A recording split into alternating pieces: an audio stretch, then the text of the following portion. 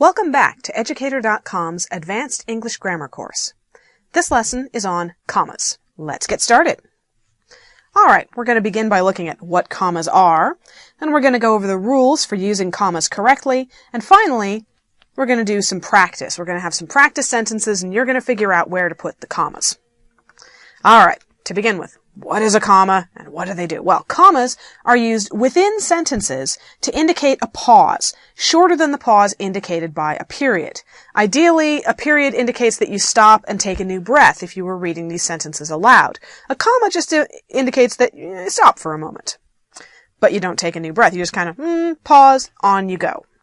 They are most commonly used to clarify sentences by separating words that would, without the comma, create other meanings altogether, or just be too long to be read comfortably. That's the other thing. Commas will occasionally, break up a sentence so you can go, okay, on we go. What can I say? Reading is a trial for some people. Alright, so here are the rules for using commas correctly. First, use commas to separate words and word groups in a series of 3 or more. This is the list rule. I went to the grocery store and bought milk, eggs, bread, chicken noodle soup, and broccoli. Now, just so you know, before we get into this last comma before the and is what is known as an Oxford comma. You do not technically have to use it. Most of the major style guides now tell you not to use an Oxford comma. Unfortunately, most of the elementary school English teachers still tell you to use it. My rule is just be consistent. So if you're going to use the Oxford comma, go for it. If you're not going to use the Oxford comma, go for it. Just stick to your guns, whatever it is. You also use commas before or surrounding the name or title of a person being directly addressed. In this case, you're basically taking a tangent in the middle of the sentence, taking a little break to say someone's name so they know they're being talked to. Do you, Timothy, take Susan to be your wife? Yes, Reverend, I do. Timothy is somebody's name, so a minister is performing a wedding and he says, do you, Timothy, take Susan? Yes, Reverend, which is his title, I do. So we have the comma on each side of whatever the break is. Next, use a comma to separate 2 adjectives when the word and can be inserted between them. So, it was a warm, sunny day. You could easily say it was a warm and sunny day. It can be a warm day and a sunny day at the same time. But, I live in a quiet Chicago neighborhood. You wouldn't say I live in a quiet and Chicago neighborhood. It may be a quiet neighborhood and it may be a Chicago neighborhood, but it's not a quiet and Chicago neighborhood. Chicago is not is normally a noun. It only gets used as an adjective if it's right in front of a noun. So you wouldn't say the neighborhood was quiet and Chicago. That makes no sense. So, no comma. You also use a comma when an ly adjective, one that can be used alone with the noun, is used with other adjectives. Make sure that the ly adjective is not an adverb. Okay, remember adverbs very often end with ly, but there are some adjectives that do. So, for example, Fuzzball is a silly, playful cat. Fuzzball is a silly cat, and he is a playful cat. Silly is an adjective even though it ends in ly, so we have a comma between silly and playful. But I hate reading in dimly lit rooms. Well, dimly in this case is an adverb. It ends in ly, and it's modifying the adjective lit. How was it lit? Dimly lit. Dimly is not modifying rooms. You wouldn't say I hate reading in dimly rooms. It makes no sense. So, it's an adverb, not an adjective, and therefore, no comma. Alright, use commas to separate the day of the month from the year and after the year if you then go on with a sentence. If any part of the date is omitted, leave out the comma. So, I met Albert Einstein on December 1st, 1922 in Berlin. We have the complete date, day, month, and year, so we say December 1st, 1922, and we go on with the sentence. But if I'm leaving out something so minor as the day, I say I met Einstein in December 1922 in Berlin. No commas whatsoever. Next, use a comma between city and state, and after state if the state isn't an acronym. So, I visited Cheyenne, Wyoming last year. Cheyenne gets a comma and Wyoming gets a comma, before we go on to last year. But if we're using the postal abbreviation, the acronym WY for Wyoming, then we say, I visited Cheyenne, Wyoming. We still say it Wyoming last year, and you don't need a comma after the postal acronym. Is English crazy? Yes, it is. Use commas to surround degrees or titles used with names, but not junior, senior, the second, the third, etc. Essentially, in English, we sometimes like to reuse names, particularly if a father names his son after himself, and they have exactly the same name, including middle name, then, somebody becomes so-and-so junior. Or if there's already been a junior, then you have so-and-so the third, so-and-so the fourth, and so on. You don't use commas around those, but you do use it around degrees or titles. So, John Smith, MD, so we're setting off medical doctor, it's his title, knew James Harkness Jr. Well, junior is not a title, it's not a degree, so we just go with James Harkness Jr., no comma. Alright, use a comma to set off an expression that interrupts sentence flow. Again, sometimes a pair of commas can be used to indicate a little pause in the sentence. We're going to go off on a side track for a moment and talk about something and then come back. It was, I think, the happiest day of my life. Well, normally the sentence would be, it was the happiest day of my life, but we're taking a little break to say I think, so we use 2 commas. Next, when starting a sentence with a weak clause, use a comma after it. Don't use a comma when the sentence starts with a strong clause followed by a weak clause. Okay, what's a weak clause and what's a strong clause? Short version, a weak clause is anything that makes the overall sentence weaker or softer or less emphatic in meaning. A strong clause doesn't do that, and it's usually the core of the sentence. So, if you're really worried, I'll call you when my plane lands. Now, if you just say, I'll call you when my plane lands, you're being simple and declarative. But you say, if you're really worried, well, now we're modifying it. We're qualifying it. We're adding a weaker clause. So, if we start the sentence with it, we set it off with a comma. If you're really worried, comma, I'll call you when my plane lands. But if we're starting with a stronger bit, I'll call you when my plane lands. If you're really worried, then we don't need the comma. Alright. Next, use a comma after phrases of more than 3 words that begin a sentence. If the phrase has 3 words or less than 3 words, the comma is optional. So, to bake the perfect cake, comma, you must have the perfect ingredients. The core of the sentence is you must have the perfect ingredients. We're just adding this little phrase on at the beginning to clarify. So we set it off with a comma because it's more than 3 words. But on July 4th, Americans set off fireworks. Well, on July 4th, that's 3 words. So we can do it with or without the comma. They're both correct. On July 4th, Americans set off fireworks. Same thing. Next, if someone or something is sufficiently identified, say by name in a sentence, the description following it is non-essential and should be surrounded by commas. Now, let's look at an example before we get too confused. Nathan, who is 6 feet tall, ducks under doorways. Well, we've already said Nathan. Usually identifying someone by name is enough to identify them to your typical reader or listener. So, the fact that Nathan is 6 feet tall is nice to know, but it's not absolutely essential to who we're talking about. You can pick Nathan out by going, hey Nathan, you don't have to look for the 6 foot tall guy. But, if you don't use his name, the man who is 6 feet tall ducks under doorways. Well, if we just say the man, okay, great, you've narrowed it down to half the human population. But if we say, the man who is 6 feet tall, we need that to narrow it down a little bit more. So it is an essential clause, and so you don't need to set it off with commas, no commas for that. Alright, next, use a comma to separate 2 strong clauses joined by a coordinating conjunction. And, but, for, nor. Check the lesson on conjunctions in basic grammar if you're lost on those. You can omit the comma if the clauses are short. So, I have written 3 novels, comma, but he's still working on that short story. Okay, those are 2 strong clauses. They could be sentences by themselves. So we use the comma and then the but to join them together. But if they're short, I write novels and he writes short stories. Very short, we don't need the comma.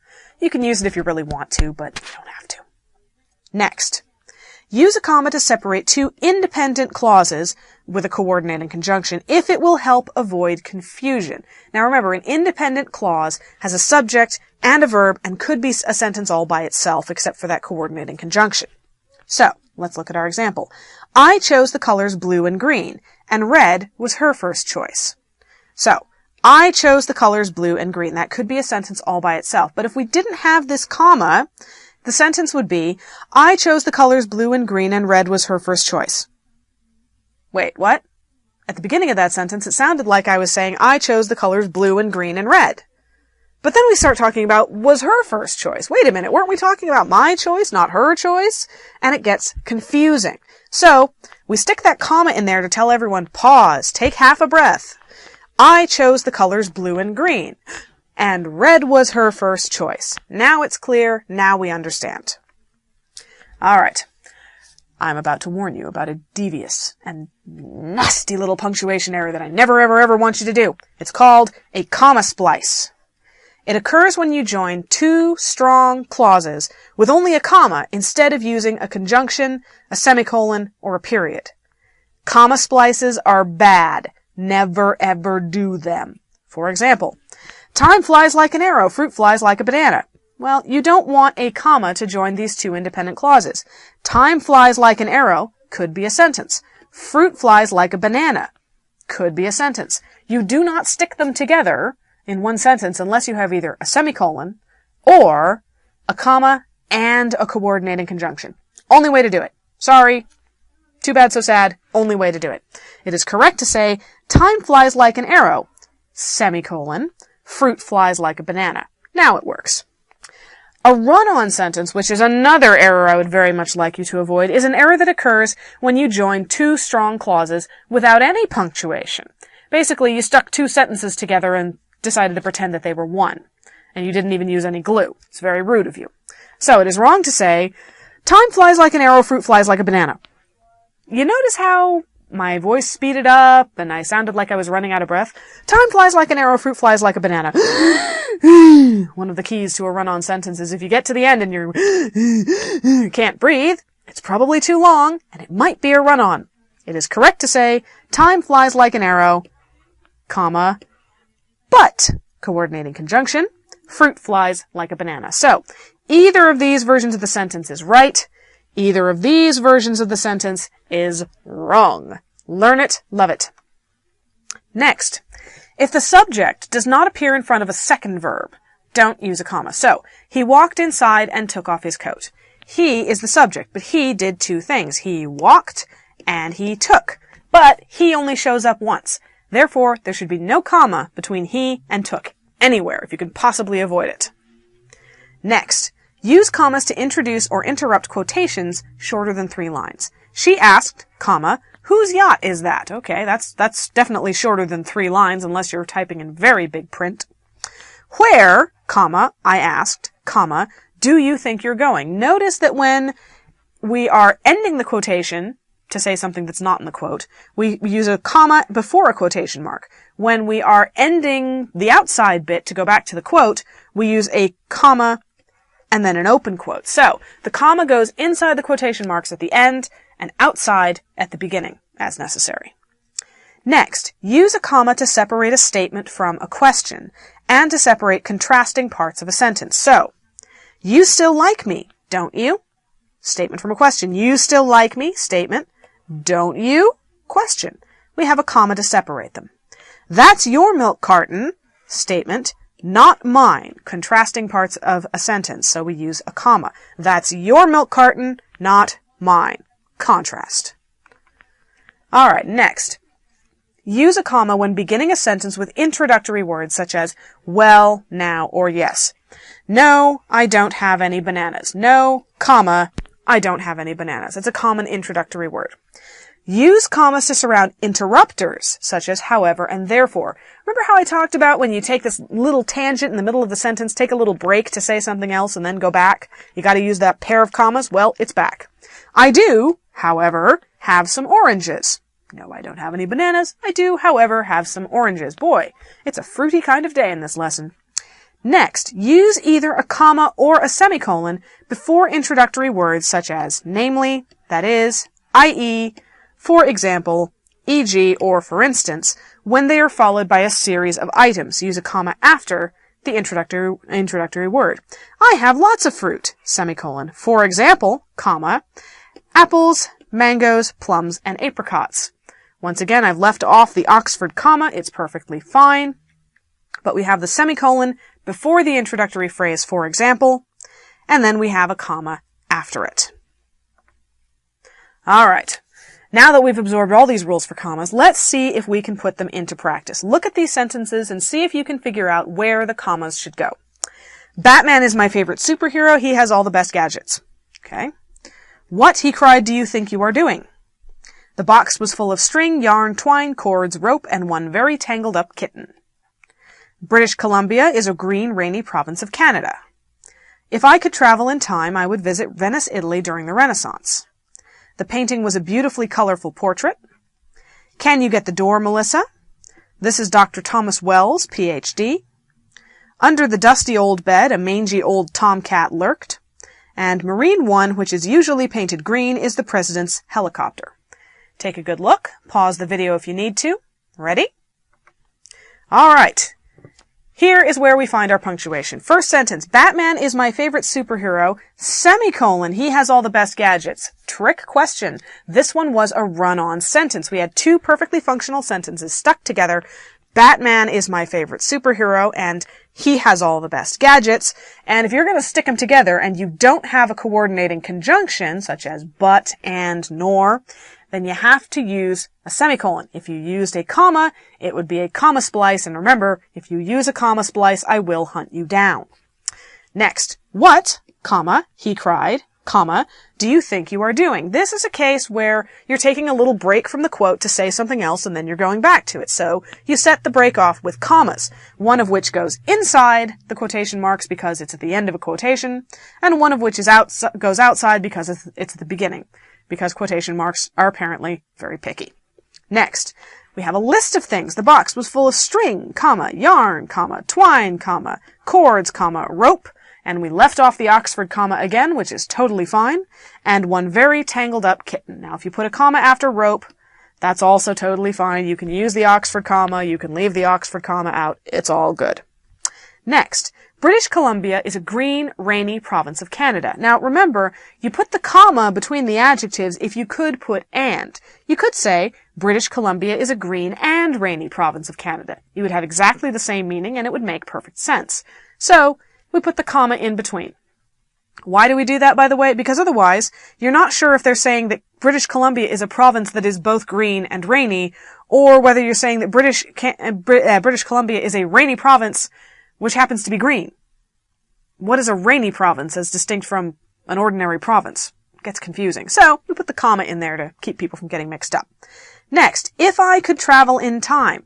That's a weak clause introducing a strong clause, so we set it off with a comma. I would visit Venice, Italy. You separate the city from the state or country, Venice, comma, Italy, during the Renaissance. Next, the painting was a beautifully colorful portrait. Oh, I got you with this one, didn't I?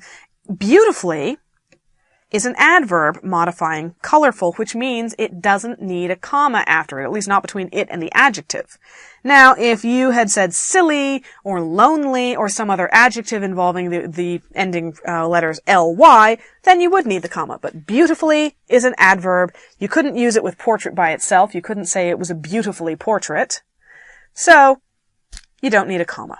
Next, can you get the door, Melissa? Again, you're setting off that name to indicate that someone's being addressed, so we put a comma before Melissa. You could also say, can you, comma, Melissa, comma, get the door? Works just as well that way.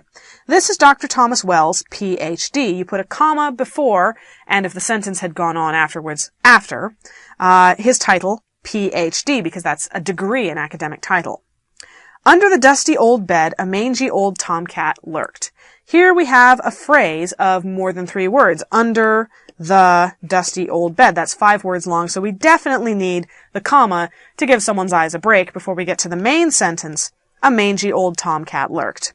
Finally, Marine One, which is usually painted green, is the president's helicopter. Well, frankly, Marine One is the name of any helicopter on which the President of the United States is riding. We've already identified it sufficiently because there can only be one helicopter in the world with that name.